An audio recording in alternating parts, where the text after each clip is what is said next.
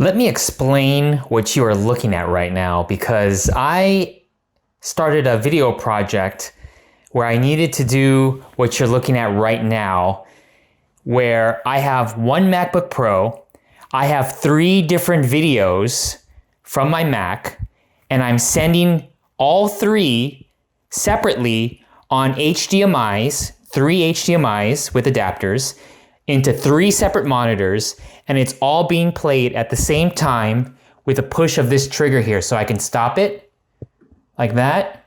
I can go back to the front, and it all starts in sync. I'm gonna pause it right here. Now, it doesn't matter what these videos are. These are just videos that I shot on vacation. I'm just using that for demonstration purposes. But this is the setup. I haven't seen anyone try to do something like this before, but this software exists. So this software is called QLab, the letter Q and Lab. So I think it's also PC compatible. This is for a Mac. You have to pay for the license for this, which is pricey, or you could rent it. So I rented my license.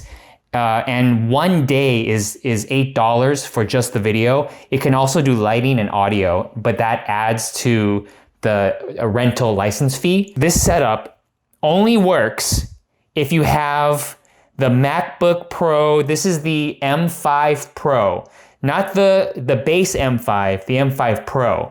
And I believe the M5 Pro and the M5 Max, you're able to have up to, for the Max, 4 monitors, for the Pro, 3 monitors.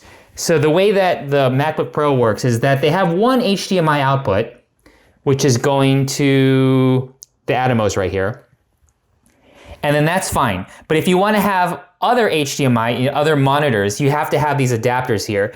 This is a USB to HDMI adapter. I bought different kinds because I didn't know which is going to work. So this one's from CalDigit. This one's from Cable Matters, and I even got another one. This one's from Acer. And I'll put a link below to all of these adapters. So they're just regular USB-C, or I think Thunderbolt to HDMI. And it does matter what kind these are. So this can do up to 8K at, I think, 60 hertz. The Max can do, the MacBook Pro Max can, I think, do 120 hertz, but I think the Pro is limited to 60 or something like that. And I tested all of these, even the Acer, and they all work.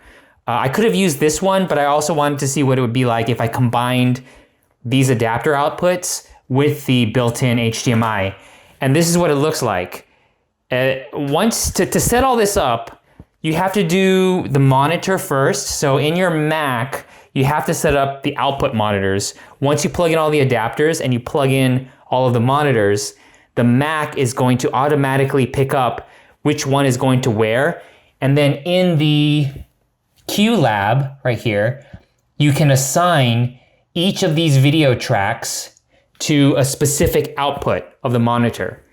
And then you can also do a bunch of other stuff here. I'm not utilizing this software to its fullest capabilities, but you can also control audio. You have different cues. You can put markers so you can have them start and stop at different places.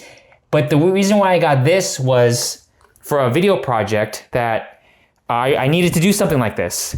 And I don't know what other system can do this aside from your standard video switchers. But the video switchers, for each playback, you need a separate output.